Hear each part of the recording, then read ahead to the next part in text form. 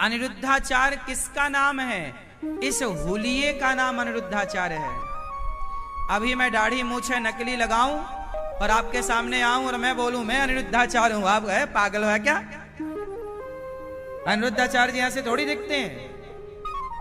अनिरुद्धाचार्य जी कैसे दिखते हैं आपको पता है? मैं अभी रूप बदल लूं, मूछे लगाऊं, दाढ़ी लगाऊं, हुलिया बदल लूं, फिर मैं कहूं मैं अनिरुद्धाचार्य हूं, आप मानोगे? अनिरुद्धाचार्य एक हुलिये का नाम है। आपकी ये जो बनावट है, लोगों ने इस बनावट को कहना, आपका क्या नाम है? क्या नाम है? चश्मा वाली भैया हैं? रितीश। अब जैसे ये रितीश है, ये रितीश किनका नाम है? इनके इस हुलिये का। ये भी अपने हुलिया को बदल कर अपनी माँ के पास जाए तो माँ भी मना कर देगी मेरा बेटा नहीं है। हाँ या ना? आप अपना हुलिया बदल कर अपनी पत्नी के पास जाना, मना कर देगी मेरा पति नहीं है। तो आपका नाम जो है वो केवल हुलिये की पहचान है बस, इससे ज्यादा नाम का कोई अर्थ नहीं है तो आप मुझे बताओ। क्यों जी मैया सही हो? सही है? ये नाम किसका है? शरीर का नाम नहीं है। शरीर का नाम तो हाथ है, ये हाथ, ये पांव, ये सिर, शरीर का तो अपना नाम होता है। ये दांत, ये जिह्वा, ये गाल, ये कान, ये आंख, ये भौहें, ये माथा, ये गला, ये छाती, ये पेट, ये पीठ, अंदर रीढ़ की हड्डी, अंदर किडनियां, शरीर के प्रत्येक अंग का अपना नाम होता है। बोलो हाँ। तो अब आप बताओ कि ये अनिरुद्धाचार्य किसका नाम है? क्या मेरे हाथ का नाम अनिरुद्धाचार्य है, या मेरे पांव का, या मेरे सिर का, या मेरी नाक का, या मेरे गाल का, मेरे गले का, या मेरी छाती का, मेरे पेट का? किसका नाम अनिरुद्धाचार्य है? ये संपूर्ण बॉडी जब जुड़ती है और उसके बाद जो हुलिया बनता है स्वरूप, उस स्वरूप का नाम अनिरुद्धाचार्य है। यदि स्वरूप में जरा भी बदलाव हुआ तो पल भर के लिए आप मना कर देंगे कि नहीं आप अनिरुद्धाचार्य, फिर दिया जाएगा परिचय। यदि मैं अपना हुलिया बदल लूं, दाढ़ी मूछे बढ़ा लूं, तो धीरे धीरे फिर आप उस रूप को मानने लगे, अच्छा ये अनिरुद्धाचार्य, फिर आप उस रूप को मान लेंगे। जो दाढ़ी मूछ रखते हैं सदा, वो एक दिन दाढ़ी मूछे बनवाएं और जाके कहें कि भाई मैं हूं, आप कहोगे नहीं आप नहीं है। हाँ या ना? इसलिए इस गलत फहमी में मत रहो कि मैं अनिरुद्धाचार्य हूं और मैं फलाना हूं, मैं ढिमका। कुछ नहीं हो तुम और कुछ नहीं हूं मैं। ये सब घमंड में तुम जी रहे हो ना, बेकार की बातें।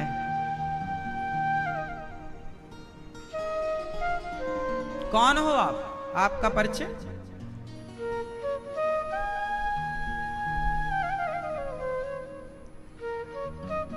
जबलपुर से हो?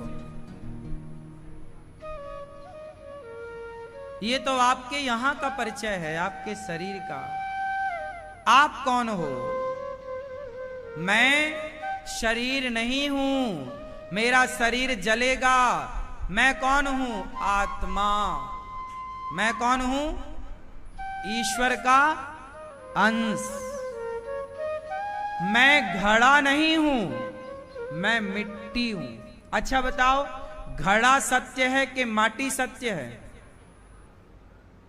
घड़ा है या नहीं है, पर माटी तो है। जब घड़ा नहीं था तो भी माटी थी, घड़ा है तो भी माटी है, घड़ा नहीं होगा तो भी माटी होगी। उसी तरह जब ये शरीर नहीं था तब भी मेरी आत्मा थी। कहां थी? ईश्वर के पास। जब मैं हूं तो भी मेरे अंदर आत्मा है, और जब ये शरीर हाड़ मांस आप लोग चिता पे जलाओगे तब भी शेष मेरी आत्मा रह जाएगी। यदि आप उस आत्मा का नाम अनिरुद्धाचार्य रखना चाहते हैं तो सांसारिक व्यवहार के लिए रख लीजिए कि अनिरुद्धाचार्य जी की आत्मा है, ये मन है। यदि आप उस आत्मा का नाम रखना चाहते हैं अनिरुद्धाचार्य, तो आप संतुष्टि जैसे मिले वैसे रख लो, लेकिन आत्मा आत्मा ही रहेगी, आप कुछ भी कर लो। हाँ या ना?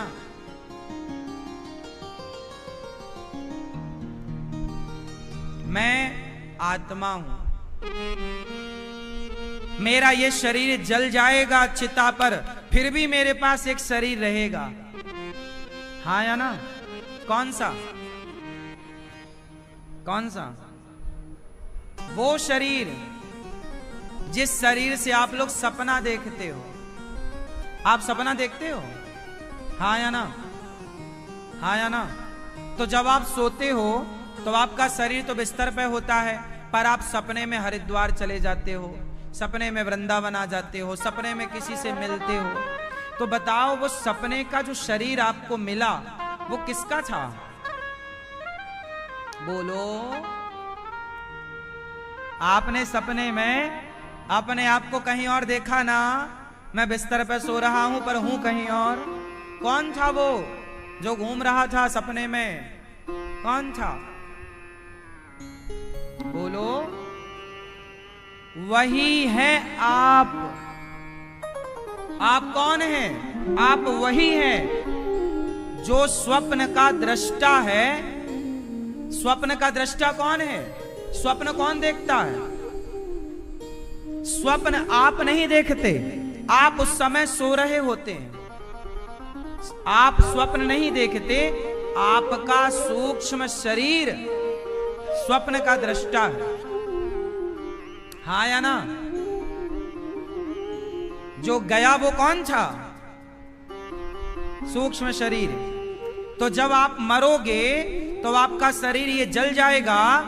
यमराज यमदूत किसे पकड़ते हैं? उसी सूक्ष्म शरीर को, उसी के गले में फांसी का फंदा डालते हैं। वही सूक्ष्म शरीर जाता है स्वर्ग, जाता है नरक, वही भोगता है आपके कर्मों का फल। और अगली बार जब आपको शरीर मिलेगा तो वो शरीर ये वाला, वो सूक्ष्म शरीर उसमें आ जाएगा। जैसे मोबाइल और सिम कार्ड, मोबाइल अलग है, सिम अलग है। आप कोई भी मोबाइल लेते हैं तो मोबाइल बदलते हो, सिम तो नहीं बदलते, नंबर तो नहीं बदलते। उसी तरह शरीर बदलता है, सूक्ष्म शरीर नहीं बदलता।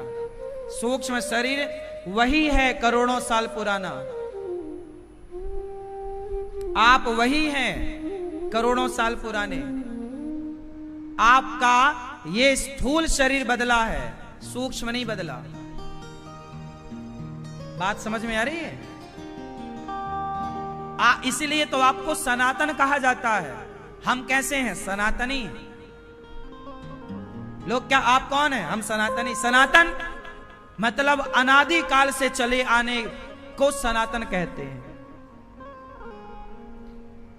मैं सूक्ष्म शरीर हूं, ये शरीर मेरा बदल जाएगा। वासांसि जीर्णानि यथा विहाय, गीता में लिखा ना, भगवान ने कहा है अर्जुन को, जैसे हम पुराना कपड़ा छोड़कर नया वस्त्र धारण करते हैं, ऐसे शरीर को आत्मा छोड़ करके, पुराने शरीर को छोड़ के नया। तो कौन धारण करता है नया? वो सूक्ष्म शरीर। सूक्ष्म शरीर कितनी चीजों से मिलकर बनता है? बोलो, कौन कौन सा? सूक्ष्म शरीर कितनी चीजों से मिलकर बनता है? कौन कौन सी? हाँ ना, जलवायु का स्थूल शरीर है। ये शरीर मिलता है 5 चीजों से मिलकर बना। सूक्ष्म शरीर इन 5 चीजों से नहीं बना। जब आप सपना देखते हो तो वो सूक्ष्म शरीर जलवायु से थोड़ी बनता है।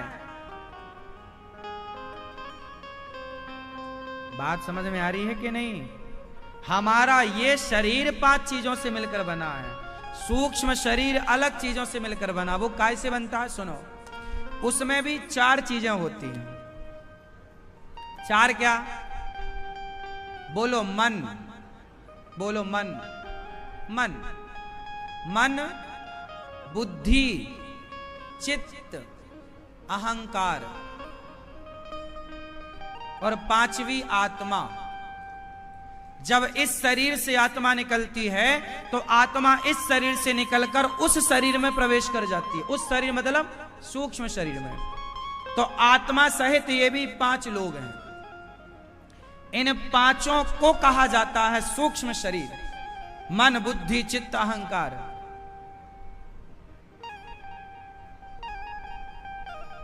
कबीरदास जी यही तो बोले ना, माया मरी न मन मरा। मन नहीं मरता, और मन अंतःकरण चतुष्टय होता है। आपके भीतर 4 चीजें और हैं, मन, बुद्धि, चित्त, अहंकार, और 5वां आत्मा निकल के जिस दिन उसमें चली जाएगी सूक्ष्म शरीर में, तो ये शरीर डैमेज हो जाएगा, मर जाएगा, लोग जला देंगे। फिर वो आत्मा युक्त शरीर सूक्ष्म जाएगा, अपने कर्मों का वहां हिसाब देगा।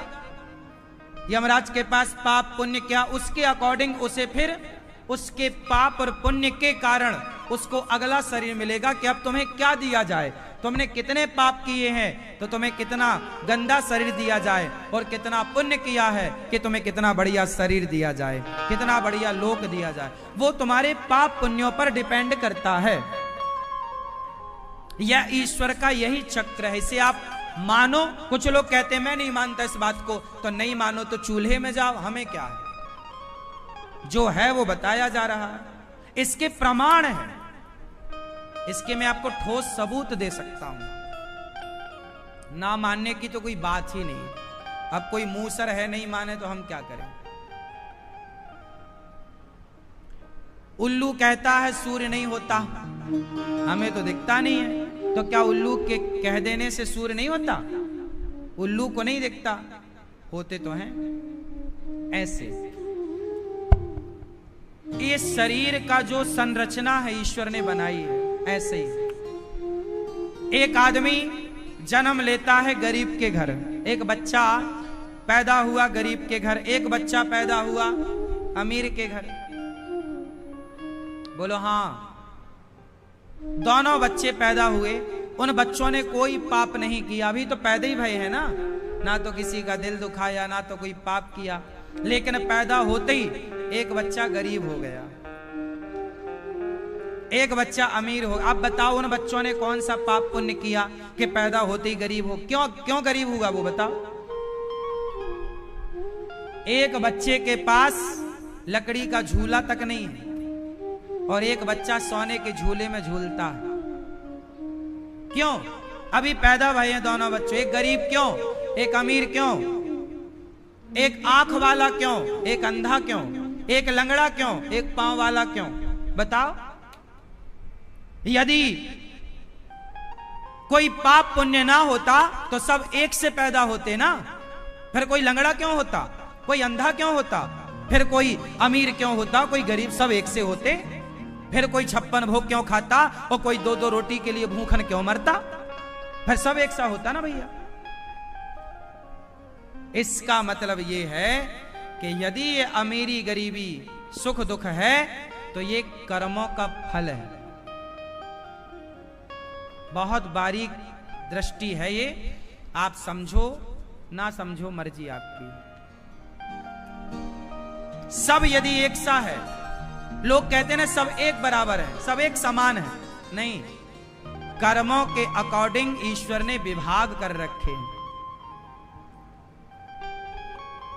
जैसे सब लोग प्रधानमंत्री नहीं हो सकते, हो सकते हैं, सब लोग राष्ट्रपति नहीं हो सकते, हो सकते हैं, सबका विभाग है। ये प्रधानमंत्री होगा, ये राष्ट्रपति होंगे, ये गृह मंत्री होंगे, ये फला फला फला, सबकी व्यवस्थाएं ईश्वर ने भी व्यवस्था बनाई है। आज एक स्त्री बहुत सुखी है, बड़ी बड़ी गाड़ियां, बड़ा बड़ा संसार का सुख, बड़ा घर, बड़ी गाड़ी, कोई दिक्कत नहीं। क्या है ये यहीं पर सुख पा रहे हैं, मतलब यहीं इनके लिए स्वर्ग है, ये इनके पुण्य है। ये क्या है इनका? बोलो।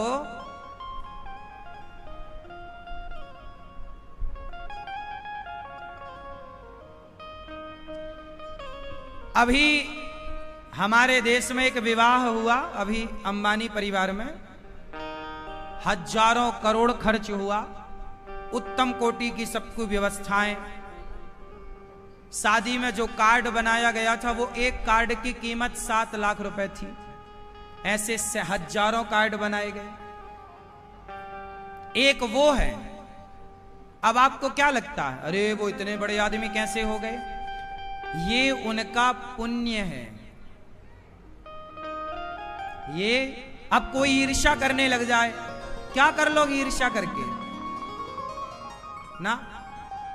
जो व्यक्ति सुखी है उसका सुख बता रहा है कि उसने जरूर कोई पुण्य किया होगा, तब ना वो इतने बड़े घर में पैदा हुआ और इतने संसार का हर सुख उसके पास है। और एक वो है जो अपनी बेटी के ब्याह में 25,000 रुपए भी नहीं जुटा पाता। एक वो है जो एक शादी में हजारों करोड़ खर्च कर देते हैं एक रात में, और एक वो है जो अपनी बेटी के ब्याह में 25,000 रुपए नहीं जुटा पा रहा है। अब बताओ, आप तो कहते थे सब एक है, कैसे एक हो सकता है? यही है पाप और यही है पुण्य। जो आज सुखी हैं, आप जितने लोग सुखी हैं, ये सब तुम्हारा पुण्य है। और आज जितने लोग दुखी हैं, ये सब उनके द्वारा ही किया गया पाप उनके आड़े आ रहा है, वही दुख दे रहा है। तुम्हारा पाप तुम्हें दुख देता है, तुम्हारा पुण्य तुम्हें सुख देता है। आज दशरथ जी रो रहे हैं, मेरा राम मेरा राम। ये दशरथ जी का पाप था। ये दशरथ जी का क्या था? जोर से, क्या पाप था? एक बेटे को उसके मां बाप से दूर किया था। श्रवण को बाण मारा, उनके मां बाप बेचारे तड़प तड़प कर मर गए, बद्दुआएं देकर गए कि जैसे तूने मेरे बेटे को मेरे से दूर किया है, तेरा बेटा भी तेरे से दूर हो जाएगा। तू जैसे हम पुत्र के लिए तड़प तड़प कर मर रहे हैं दशरथ, ऐसे तुम भी अपने पुत्र के वियोग में तड़प तड़प करके मर जाओगे। ये है कर्मों का फल। आज नहीं कल, कल नहीं परसों, पागल तुझे तेरे कर्मों का फल मिलके रहेगा, बचेगा नहीं तू। ये ईश्वर की अदालत है साहब। वो अंधा नहीं है जिसने ये ब्रह्मांड बनाया है। तुम ज्यादा होशियार बनते हो ना, बने रहो। जिसने तुम्हें आंखें दी हैं, उसके पास कितनी आंखें होंगी? सहस्त्र शीर्षा पुरुखा सहस्त्राक्ष सहस्त्रपात, हजारों आंखें। इसलिए ज्यादा होशियार कौआ मत बनो, हर गलत काम करने से बचो। और सुनो, कोई और ना पाएगा। मैंने आपके गाल में एक थप्पड़ मारा है ना, तो बस ये ईश्वर की डायरी में लिख गया कि अनिरुद्धाचार्य ने बेवजह फलाने के गाल में थप्पड़ मारा। वो थप्पड़ मेरे गाल में वापस आएगा, चाहे इस जन्म में आवे, अगले जन्म में आएगा। पागल, बचेगा कोई नहीं। कोई बचा हो तो नाम लिखवा मुझे।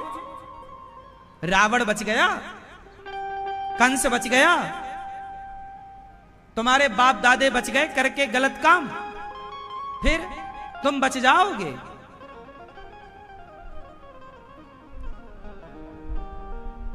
लाख आंख से देख रहा है तुझे देखने वाला, सच की खेती कर ले चतुर नर, समय गुजरता जाता। हमारे बुजुर्ग लोग कहते थे, यार नमक रोटी खा के गुजारा कर लो, कमर ही ढक लो गमछे से, ज्यादा कपड़े के लिए, ज्यादा खाने के लिए ना भागो। ईमानदारी से मिल जाए तो नमक रोटी खा लो, बेईमानी से बचो। पहले के लोग कहते थे। बेईमानी क्यों कहते थे? क्योंकि वो बेईमानी जो तुमने की है वो हिसाब चुकाना पड़ेगा। चलो आज तुम बेईमान करके धन्ना सेठ हो जाओगे, क्या लगता है तुम्हें? वो चुकाना नहीं पड़ेगा। अगले किसी जन्म में, ये तो जब तक तुम्हारा पुण्य है तुम मौज मस्ती कर रहे हो, तुम्हारा पाप तो हो रहा है पर वो पाप फल नहीं दे रहा है, क्योंकि अभी पुण्य ज्यादा है। जब पुण्य ज्यादा होते हैं ना तो पाप दब जाता है। जैसे आपका पड़ोसी बड़ा पापी है, आपको लगता सारा पाप करता फिर भी ये धनवान है, उसका पुण्य अभी ज्यादा है। कभी किया होगा उसने पुण्य है, दान किया होगा, धर्म किया होगा, किसी भूखे को भोजन कराया होगा, उसका पुण्य उसके साथ। तो अभी पुण्य के कारण पाप दब रहा है, लेकिन जिस दिन वो पाप उदय होगा तो फिर वो जब अपना नाच नचाएगा, अपना रुतबा दिखाएगा तो नानी याद आएगी साहब। हमने दिन बदलते देखे हैं, आप लोग अब देखे कि नहीं हमें नहीं पता। हमने दिन बदलते देखे हैं। जिनकी कल तक तूती बोलती थी, जिनका डंका बजता था साहब, आज उनके घर में रोटी के लाले पड़े हैं। ऐसे भी हमने लोगों को देखे हैं। आप लोगों ने देखे क्या ऐसे? जिनके घर में जिनके घर में हाथी हुआ करते थे, घोड़े हुआ करते थे, सारी शोहरत हुआ करती थी, आज उनके घर में रोटी का बंदोबस्त नहीं है। ऐसे हाल हमने देखे हैं जीवन में। धनवान होते हुए अकड़ देखी है लोगों की, और समय ढलने के बाद उनकी दीनता देखी है।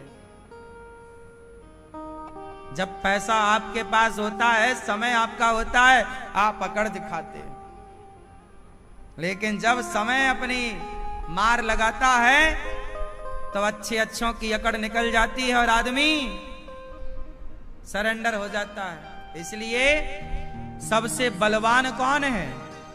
बोलो। पुरुष बली नहीं होते है, समय होत बलवान। भीलन गोपी लूट लई, वही अर्जुन वही बाण। संभल के रहना रे बाबा। भगवान से रोज प्रार्थना करो, हे विधाता मेरे द्वारा कभी किसी का दिल ना दुखे, मेरी वाणी से कभी किसी का दिल ना दुखे, मेरे कर्मों से किसी का दिल ना दुखे, मेरा ये शरीर किसी का दिल ना दुखाए, मैं किसी को प्रसन्न कर सकूं तो बस मैं प्रसन्न करता रहूं, मैं किसी को रुलाऊं ना। मेरे कारण आपकी आंखों में आंसू नहीं आने चाहिए, मेरे कारण आपकी होठों पे मुस्कान आनी चाहिए। बस मैं तो ये चाहता हूं विधाता मेरे द्वारा कभी किसी को कोई कष्ट ना हो। मैं बचता हूं किसी को कष्ट देने से, मैं नहीं देता। मैं केवल हंसाता हूं, मैं केवल आपको कथा सुनाकर आपको खुशी देता हूं, आपकी भोजन की व्यवस्था कराकर आपकी सेवा करके आपके पेट भरने के बारे में सोचता हूं। आप गौरी गोपाल आए हैं तो यहां से खुश होकर जाएं। मैं आपको किसी प्रकार का दुख नहीं देना चाहता। भगवान से प्रार्थना करता हूं कि प्रभु मेरे द्वारा किसी को कोई दुख ना हो। यदि किसी को दुख मेरे द्वारा होने वाला हो तो उसके पहले ही मेरा जीवन पूरा हो जाए, पर मेरे द्वारा किसी को कष्ट ना हो। जीवन जियो ऐसे जियो। सुख देने आए हैं हम, दुख देने। दुख तो आदमी को कर्म दंड दे ही रहे हैं, दुख तो आपके कर्म आपको दे ही रहे हैं। मैं क्यों आपको दुखी दूं, दुख दूं?